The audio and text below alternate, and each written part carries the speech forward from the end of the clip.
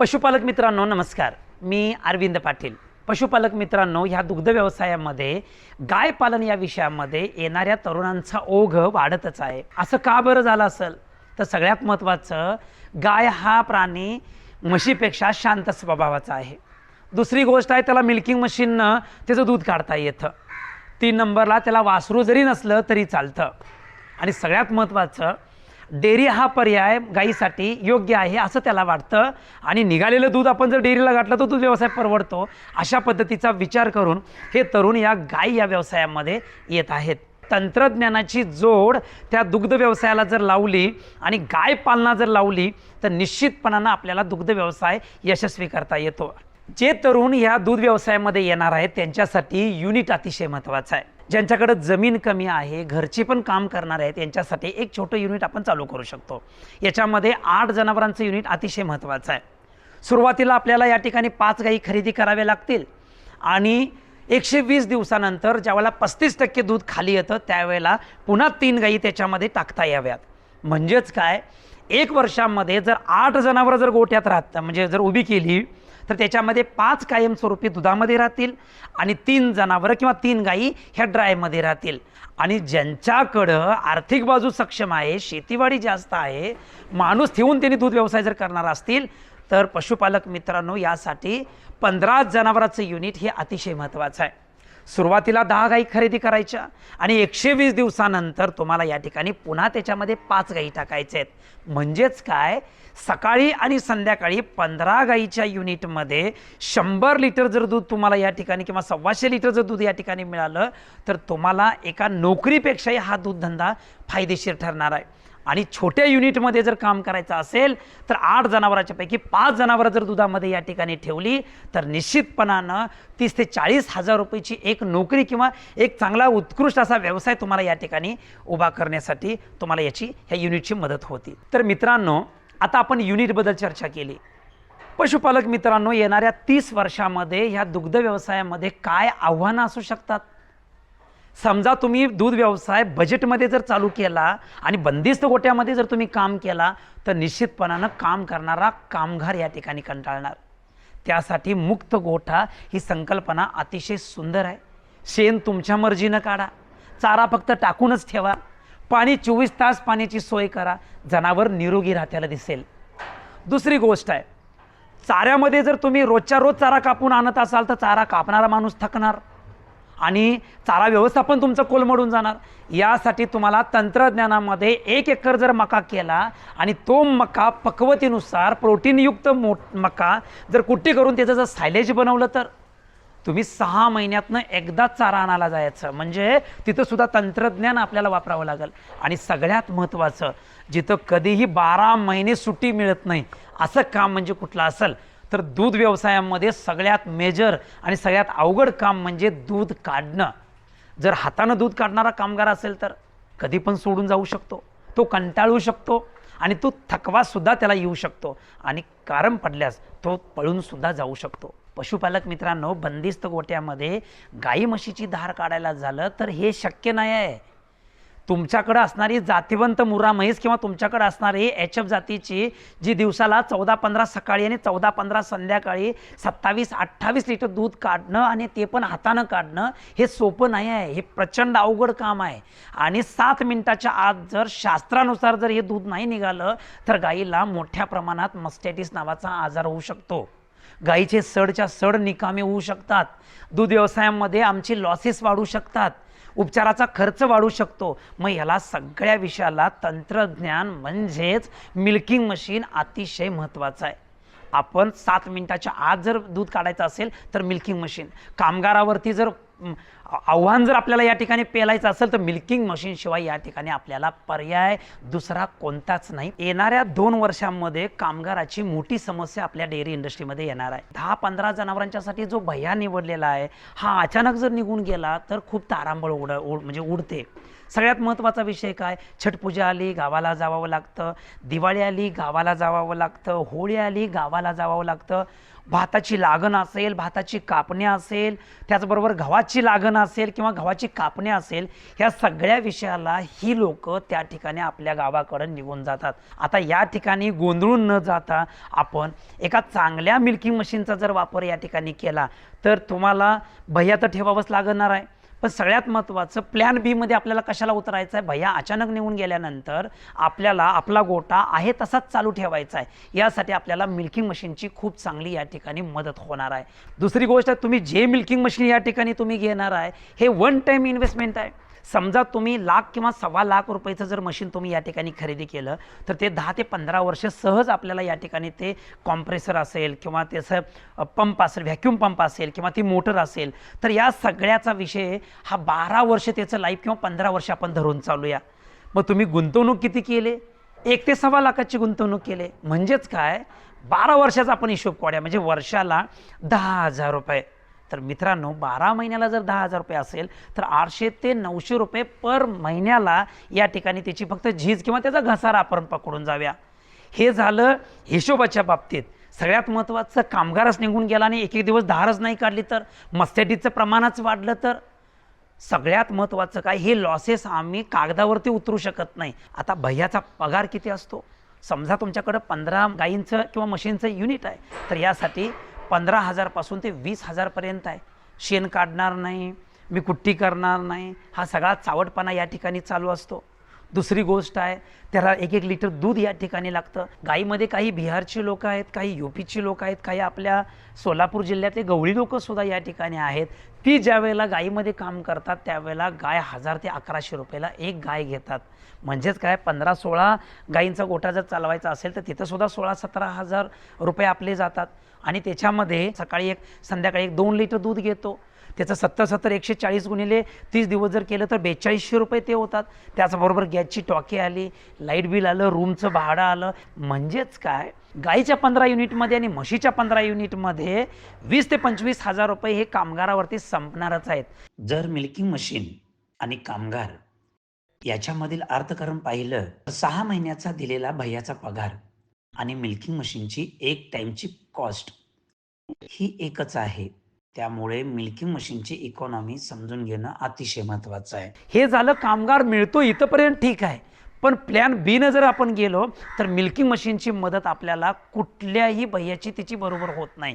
कारण एक तर वेळेत दूध निघणं, ताजं स्वच्छ निर्भेळ दूध निघणं आणि जनावराच्या गोट्यातलं मस्टॅटिस नावाचा आजार कमी करणं आणि सगळ्यात महत्त्वाचं, माणूस निघून गेल्यानंतर जी मालकाची होणारी जी तारंबळ आहे ही ती पैशात नाही आपण हे करू शकत नाही. कारण एवढा मोठा पश्चाताप या ठिकाणी गोठा बांधून आणि गोठा करून होतो, तो पश्चाताप मिल्किंग मशीनमुळं 100% होत नाही, याची गॅरंटी आज मी या ठिकाणी तुम्हाला देतो. छोट्या युनिटनुसार म्हणजे 8 ते 10 जनावरांच्या युनिटपासून जर सुरुवात करणार असाल तर यासाठी तुम्हाला सिंगल बकेट गाईचं दूध काढणारं जरी मशीन घेतलं तरीसुद्धा या ठिकाणी चालू शकेल. आणि 8 मुर्रा म्हशीचं जरी समजा युनिट तुम्हाला करायचं असेल तरीसुद्धा मशीन म्हणजे म्हशीमध्ये जे मिल्किंग मशीन आहे ते ड्युएक सिस्टमचं आहे, ते सुद्धा आपण या ठिकाणी सिंगल बकेट आपण या ठिकाणी वापरू शकतो.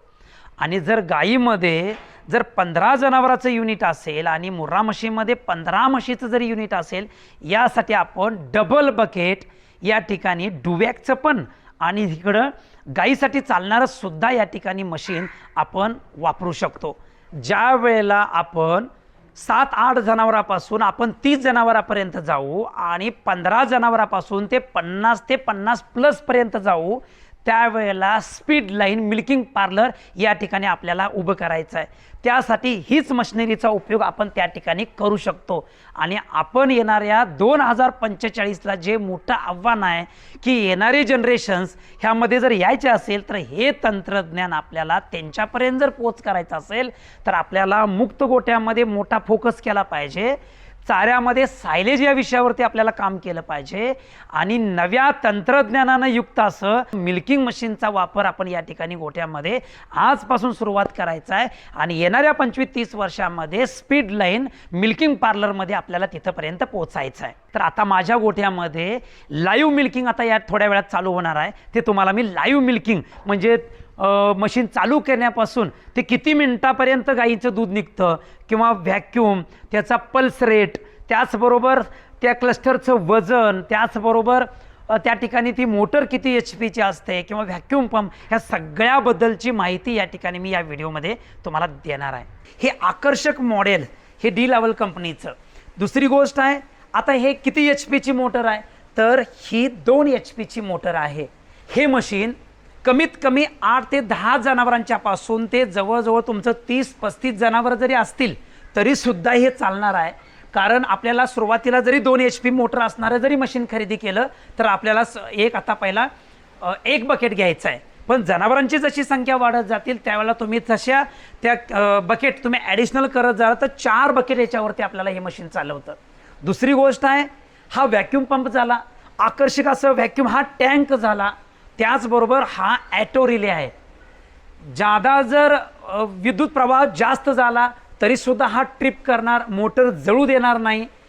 त्याचबरोबर पंप यदा कदाचित जर त्याला जर ऑइल जर व्यवस्थित पोचलं नाही किंवा तो जर जाम झाला तर मोटर अजिबात जळू देणार नाही. यासाठी तो ट्रिप करणार. एवढंच नाही, व्होल्टेज जरी कमी पडलं तर निश्चितपणानं हा ट्रिप करणार, मशीन चालू होणार नाही. म्हणजे इतकं सुंदर आणि आकर्षक मॉडेल हे डी लेवल कंपनीने या ठिकाणी खास गाईसाठी आणि खास म्हशीसाठी हे बनवलेलं आहे. तर आता हे मशीन गाईसाठी चालू करूया. त्याचा व्हॅक्यूम जे मीटर असतं त्या मीटरमध्ये गाईसाठी किती व्हॅक्यूम लागतो, म्हशीसाठी किती लागतो हा प्रॅक्टिकली आपण जाऊन बघूया. तर आपण आता मशीन चालू करायचं आहे. हे आहे व्हॅक्यूम गेज मीटर. याच्यामध्ये मिलीमीटर मर्क्युरीमध्ये व्हॅक्यूम मोजला जातो, जेणेकरून गाईच्या स्तनांना कुठल्याही प्रकारची इजा होता कामा नये, सडसुद्धा लाल होता कामा नये किंवा सारखं लातसुद्धा उचलता कामा नये. यासाठी कंपनीनं 340 व्हॅक्यूम एवढाच त्या ठिकाणी त्या ठेवलेला आहे आणि एवढाच ठेवायचा असतो. पशुपालक मित्रांनो, हा आहे व्हॅक्यूम व्हॉल्व. हा चालू केल्यानंतर इथंपर्यंत हवा यायला चालू होते. आता हा आहे पल्सेटर आणि हा आहे क्लस्टर.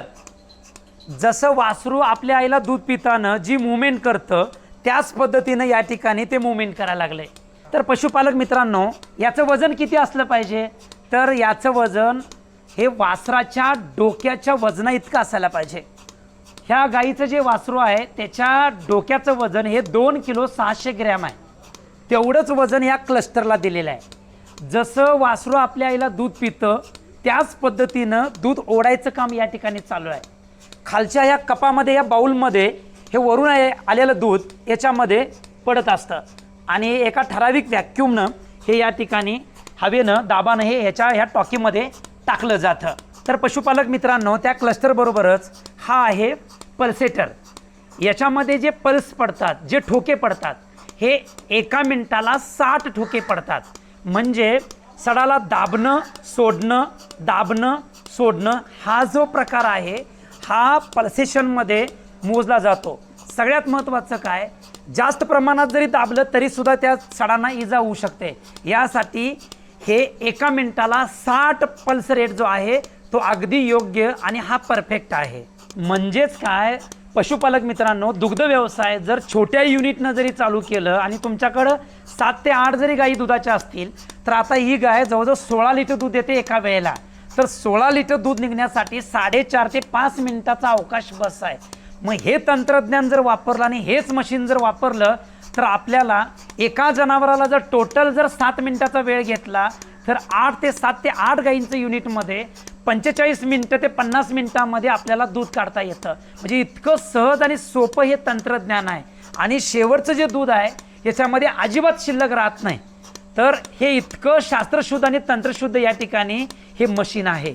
तर मित्रांनो, आता मी दाखवतो दूध काढून झाल्यानंतर या मशीनची स्वच्छता कशी ठेवायची ते. आणि सगळ्यात महत्त्वाचं काय, दूध काढून झाल्यानंतर हे मशीन व्हॅक्यूम चालूच ठेवायचा आणि आपल्याला काय करायचं आहे, एका टपामध्ये पाणी घ्यायचं आहे.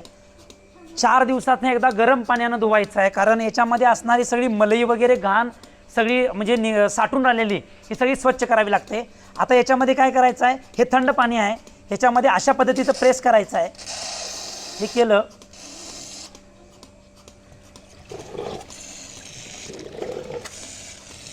अशा पद्धतीने हे प्रेसिंग करायचं आहे, जेणेकरून हे सगळी पाईप आणि हे सगळे लायनर वगैरे सगळे स्वच्छ होऊन जातील.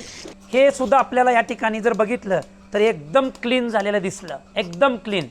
तर याची स्वच्छतासुद्धा इतर मशीनांच्यापेक्षा ह्याची स्वच्छता करणं फार इझी आणि फार सोपं आहे.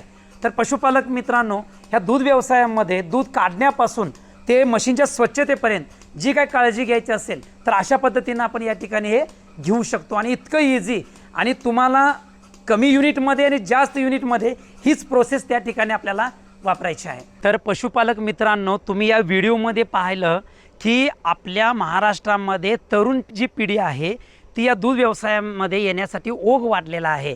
आणि त्यातल्या त्यात गाईमध्ये इंटरेस्ट जास्त असणारे सुद्धा तरुण याच्यामध्ये बघायला मिळाले. आणि सगळ्यात महत्त्वाचं काय, जर पुढच्या एक 20-25 वर्षाचा जर आपण गोल बघितला किंवा येणाऱ्या 2050चं मॉडेल जर महाराष्ट्राच्या समोरचं जर कुठलं असेल तर त्याला आधुनिक पद्धतीने दूध व्यवसाय करणं ही आता काळाची गरज होऊन बसलेलं आहे. सगळ्यात महत्त्वाचं काय, आपण काय पाहिलं आणि काय विचार करायचा आहे, तर मुक्त गोठे प्रत्येकानं केले पाहिजेत. त्याचबरोबर युनिट त्याच्याबद्दल अतिशय महत्त्वाचं आहे. कमी प्रमाणात चालू करायचं असेल तर सुरुवातीचं 7-8 जनावरांपासून चालू करा, आणि मोठ्या प्रमाणात करायचं असेल तर 15चं युनिट हे फिक्स ठेवा. आणि मग त्याच्या पुढं जे वाढतील ते वाढतील, ते ब्रीडिंगवरती काम करून आपल्याला मोठं ध्येय गाठायचं आहे. आपल्या स्वतःच्या शेतामधला जो चारा आहे तो चारा सायलेज पद्धतीनं आपण करून, सायलेज ही संकल्पना आपण प्रत्येक गोठ्यामध्ये राबवली पाहिजे. आणि सगळ्यात महत्त्वाचं जे तंत्रज्ञान जिथं आपण सगळ्या अडचणीत आहोत ते म्हणजे दूध काढणं. कामगारांचा होणारा त्रास, कामगारांचं सारखं येणं जाणं किंवा अचानक निघून जाणं, ह्या सगळ्याला जो काही पशुपालक कंटाळतो, त्यासाठी जे तंत्रज्ञानानं परिपूर्ण जे मशीन आहे ते म्हणजे डी-लावल कंपनीचं मिल्किंग मशीन. तर चला तर पशुपालक मित्रांनो, हा व्हिडिओ कसा वाटला हे जरूर कमेंट बॉक्समध्ये तुम्ही या ठिकाणी कमेंट करू शकता. जास्तीत जास्त शेतकऱ्यापर्यंत हा व्हिडिओ शेअर करा आणि मला माझ्या चॅनलला सबस्क्राईब करा, लाईक करा आणि लिंक शेअर करा. धन्यवाद. जय हिंद, जय महाराष्ट्र.